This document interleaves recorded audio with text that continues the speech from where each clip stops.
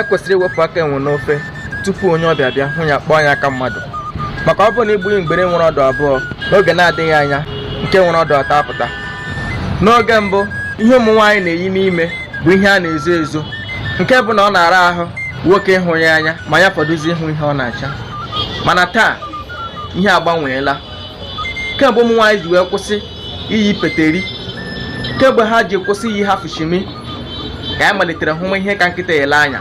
Ụmụ nwaanyị na-egosisi naanị ịba ha n'ihu ọha.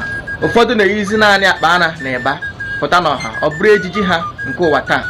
Ndị celebrities anyị na-eyisi ịba na-apụta, ụmụaka anyị na-ahụ ya ha eche na that is the way of life. O ruole mgbe ị kwesịrị ịdị na-agba ụmụ gị na that is not the way of life, ka ihe ahụ na orutara ghara ịrachapụ ofe.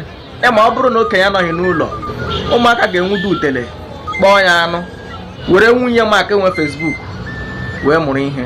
Di ya ji ego niile o ji mana ahụbeghị ebe o yi n'ime anya. Ọ na-akpọfe onwe ya very well. Rie adụdụ onwe gị ọdụ.